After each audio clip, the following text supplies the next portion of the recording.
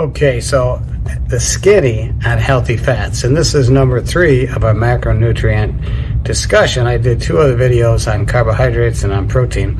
This is the last one, so we're coming around and we're going to land the plane now. So healthy versus unhealthy fats, you've heard the terms.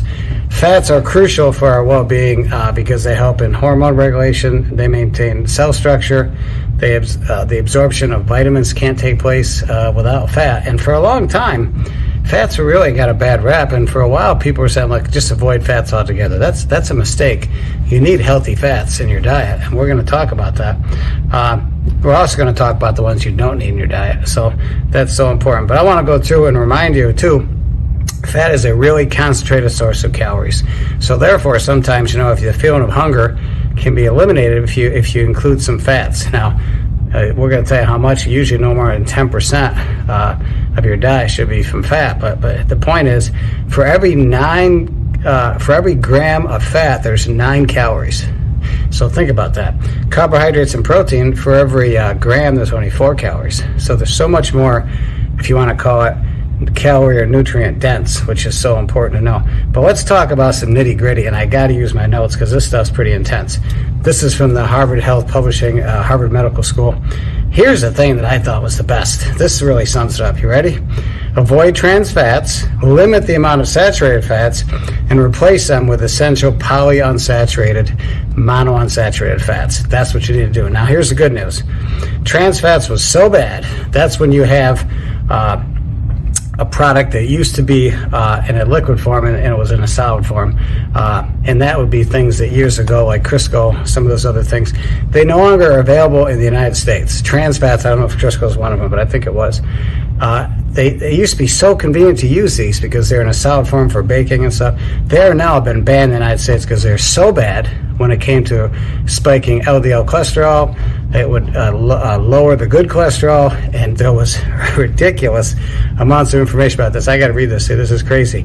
For every 2% of calories from trans fat consumed, the daily risk of heart disease went up by 23%. Trans fat's gone. Thank God. You saw a lot of them gone. Well, I don't know if you saw a lot of them gone, but I don't know if you remember these years ago. Thank God. You shouldn't see that on the label anymore.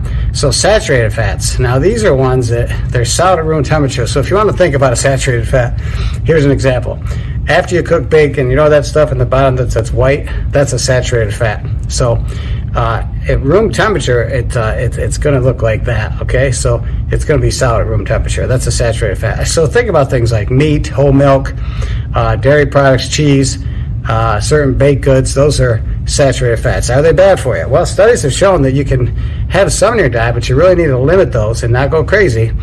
And saturated fat should be no more than 10% of your intake of your calories per day. So saturated fats, kind of in between here. What are the good fats? Now, these are the ones that you really want to gravitate to. Once in a while, you're going to indulge in a saturated fat, of course. I love my red meat. I can't eat a lot of it, but I love it. So, good fat. This is monounsaturated and polyunsaturated fats. Vegetables, nuts, seeds, fish. When you dip your bread in olive oil at the restaurant, that's a good, healthy fat. That's a monounsaturated fat. So that's something so important to know, that monounsaturated or polyunsaturated are good fats. Now, you still got to watch your intake of them. What are some other good choices for monounsaturated fats? Peanut oil, canola oil, avocados, most nuts, safflower, and sunflower oils. So this is going to be really helpful when you go out. You think to yourself, hey, I got to get my healthy fats. Don't go crazy, because remember, olive oil, I didn't know this, so I started looking at the calorie count. It is very nutrient dense with calories, so you can't drink a lot, or you can't have a lot of it. Polyunsaturated fats. This is when you go to, use your cooking oil and you dump it in your corn oil, your sunflower, your safflower oil. These are polyunsaturated fats. Now, they're so vital for your body. You need those for cell membrane, covering the nerve cells. They're used for blood clotting, muscle movement. All these things are so vital when it comes to having fats in your diet. But think about that as maybe you're polyunsaturated. And again, you don't want to go crazy. So there's polyunsaturated. There's omega-6 fatty acids and omega-3 fatty acids. And the ones I want to wrap up with is the ones that we use in the pharmacy a lot, and that's omega-3 fatty acids. Now, those are going to be in things like salmon, mackerel, sardines, flaxseed, canola oil, maybe some of the unhydrogenated soybean.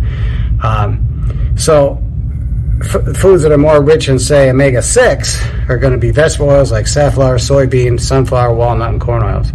So omega-3, though. Omega-3s in the pharmacy are actually a prescription drug that we use so often to help patients because it helps lower cholesterol, lower inflammation.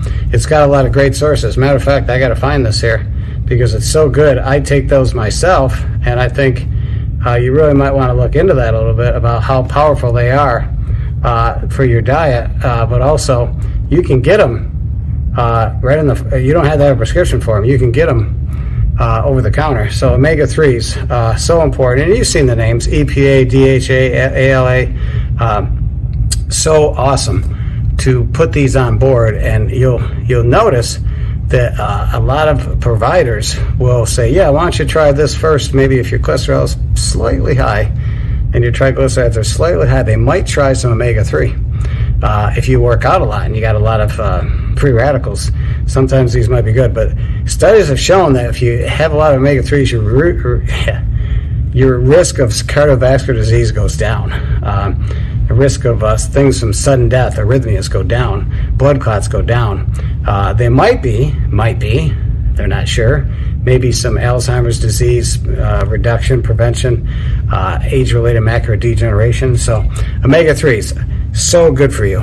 So fats, there's good fats, bad fats, healthy, unhealthy fats. So just check your diet and say to yourself, how can I get more monounsaturated and polyunsaturated fats? And of the two, monounsaturated is where you want to go as much as you can. So indulge a little bit with some of the some of the saturated fats. Limit how much you're doing with all fats, though, especially with the calorie count. So I hope that information helps. And as always, come to our website, RxHealthyHabits.com. I have all the full-length videos. I have blogs in there. I have shorts in there. I have so much on that website. And also, get on our weekly newsletter, RxHealthyHabits.com. You can sign up at RxHealthyHabits.com for our newsletter, which comes out every week. Everything's embedded in the newsletter. It's great. The videos, the blogs, it's all there. So, till next video podcast, stay healthy, get strong.